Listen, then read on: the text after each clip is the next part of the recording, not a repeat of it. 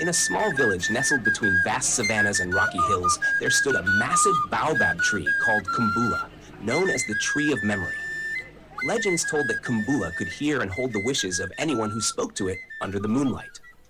The sun sank low over the horizon, painting the sky in streaks of gold and orange as Io wandered through the fields that led to the giant baobab tree. The villagers called it Kumbula, the Tree of Memory. It had stood there for generations, its thick trunk and gnarled branches reaching out like a guardian of secrets. Io came here often, slipping away from the crowded marketplace and the silence of his father's hut. He couldn't explain why, but something about the tree called to him, especially since his mother's passing.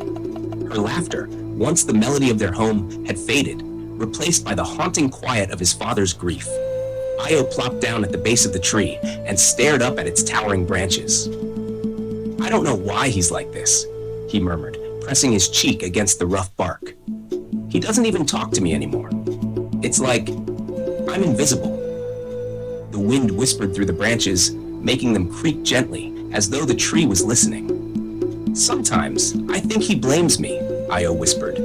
His chest ached as he spoke the words aloud. "I wasn't strong enough to help her. I should have done something. Anything." The sound of approaching footsteps startled him, and he quickly wiped his face with the back of his hand.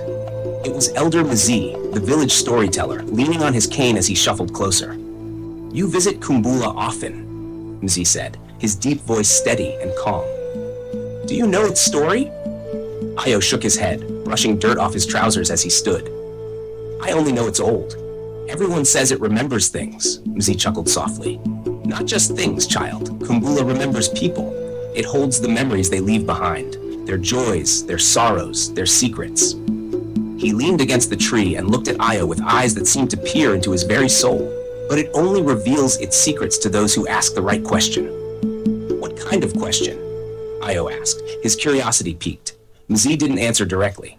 Instead, he reached into the folds of his robe and pulled out a small, worn pouch. He opened it carefully and sprinkled something around the base of the tree, a fine, silvery powder that glinted in the fading light. "What are you doing?" Io asked, his voice tinged with unease. "Calling its attention," Mzi replied simply. The air grew still, and a strange, almost electric sensation prickled the back of Io's neck.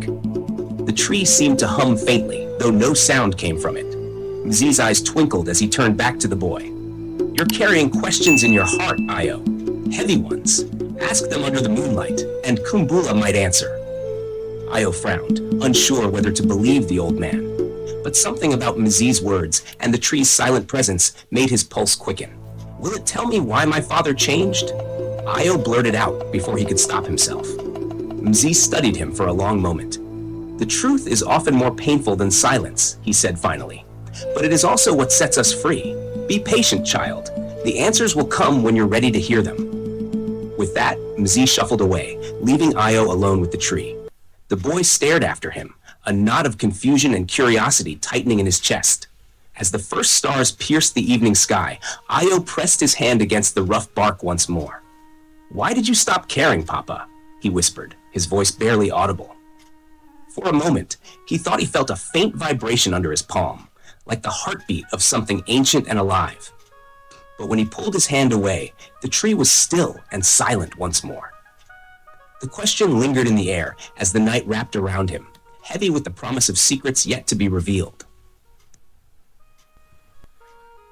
The moon hung high in the velvet sky, casting pale light over the silent village.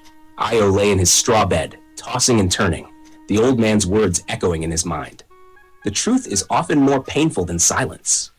He couldn't shake the feeling that the baobab tree knew something he wasn't ready for, but couldn't ignore. He rose quietly, careful not to wake his father, who snored faintly in the next room. Pulling a tattered cloak over his shoulders, Io stepped out into the cool night air and made his way back to Kumbula.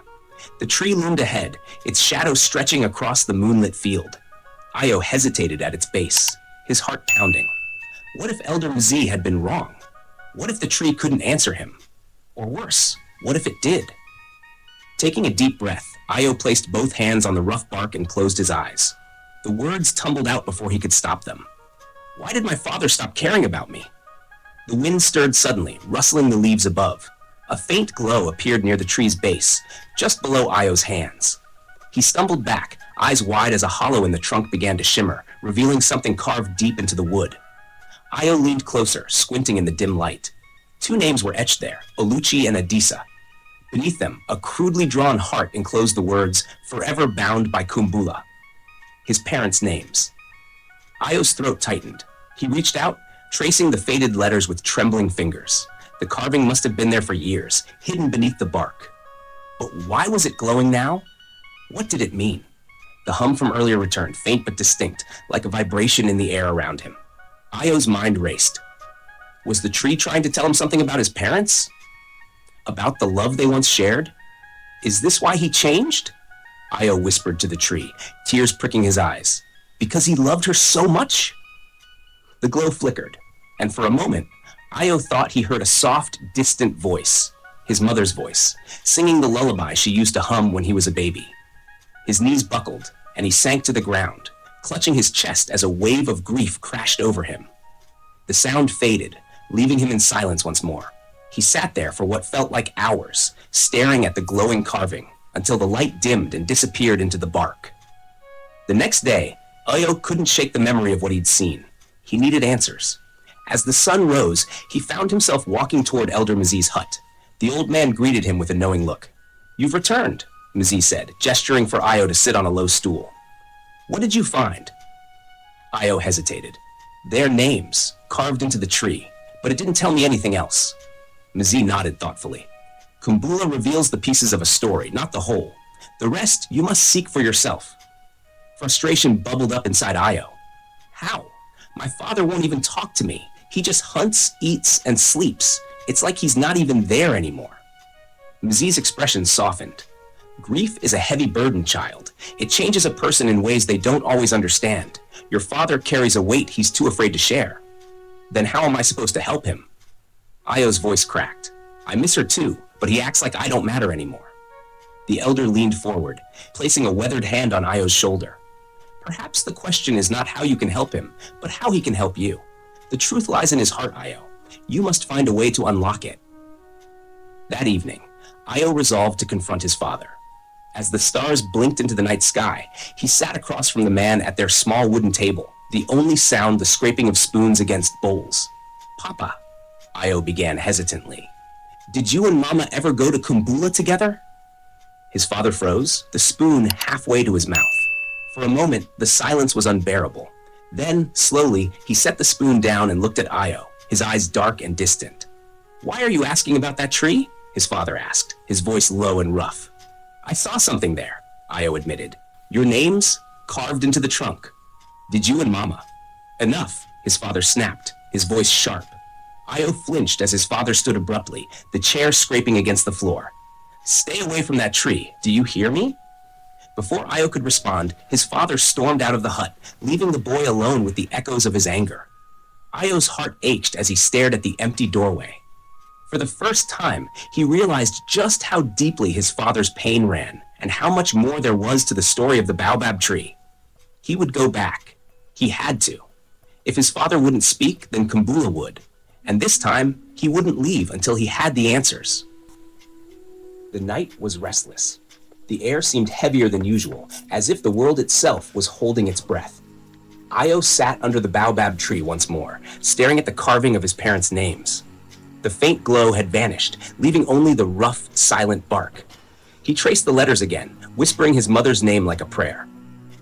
"I don't know what to do," he said aloud. "I just want to understand." The wind stirred gently, and for a moment, Ayo thought he felt the hum again. Soft and faint. He leaned in, pressing his hands against the tree. "Please," he begged, tears streaming down his cheeks. "I just want my father back. Tell me what I need to do." The stillness was broken by a voice behind him. "You shouldn't have come back here." Ayo spun around to find his father standing there, his face hidden in the shadows. The man's voice was firm, but there was something else in it, something fragile. "I'm sorry, Papa," Ayo said quickly, rising to his feet. I needed to know. Why is this tree so important to you and Mama? Why did you stop?" "Stop what?" his father interrupted, stepping closer. The moonlight revealed the lines on his face, deeper than Io remembered, etched with years of sorrow. Stop caring? Is that what you think? Io's chest tightened, but he nodded. You've been so distant. It's like you're not even here anymore. His father looked away, his shoulders sagging. For a long moment, the only sound was the wind rustling through the baobab's leaves. Then he spoke, his voice barely above a whisper. This tree. He reached out, brushing his fingers over the carving of his and Oluchi's names. This is where we promised each other everything. Love, loyalty, a family. We carved our dreams into this bark, and we believed they'd last forever. His voice cracked, and he paused, struggling to continue. When she fell ill, he said finally, I came here every night, praying, begging this tree to help her. I thought, if it held our dreams, it could hold her for me a little longer. He swallowed hard, his hands trembling. But it didn't. She slipped away, and I was left with nothing but this tree and a heart full of failure. Io stared at his father, his own tears spilling over. You didn't fail, Papa. You loved her. You loved her so much. His father shook his head, a bitter laugh escaping him. And what did it change? She's gone, Io. Gone, and I couldn't save her. But you didn't lose everything, Io said, his voice firm despite the ache in his chest. You still have me. You still have us. The words hung in the air, raw and piercing. Io's father looked at him for the first time with eyes that were no longer distant, but filled with something else, shame, pain, and a glimmer of hope. I thought I was protecting you, his father said, his voice trembling. If I kept my distance, you wouldn't feel the same pain I did. But I see now. I've only made it worse. Io stepped closer, placing his hand over his father's on the tree. We can't change the past, Papa, but we can face it together. The baobab seemed to hum again, louder this time, its branches swaying gently, even though the air was still. Io felt the vibration under his hand, and then, to his astonishment, the carving began to glow once more. But this time, another light appeared just below it, a faint new hollow in the bark. Curious and hesitant, Io leaned in, and his father followed. Inside the hollow, a single seed sat nestled in the wood, glowing softly. What is this? Io asked, his voice barely above a whisper. His father stared at it, his expression softening. It's a sign, he said, a reminder that from loss, new beginnings can grow. Io picked up the seed carefully, cradling it in his hands. His father placed his hand over Io's, and for the first time in years, the distance between them seemed to vanish. We'll plant it together, his father said, his voice steady. For her. For us. As dawn broke over the village, father and son stood side by side, digging into the soft earth at the base of the great baobab. They placed the glowing seed into the ground and covered it with care. The first rays of sunlight touched the tree, and for a moment it seemed to shimmer, its branches reaching toward the heavens as if in approval. Io looked at his father, who met his gaze with a small, hesitant smile. They didn't need words. In the quiet of the morning, surrounded by the legacy of love and loss, they had found each other again. And with that, they began to heal.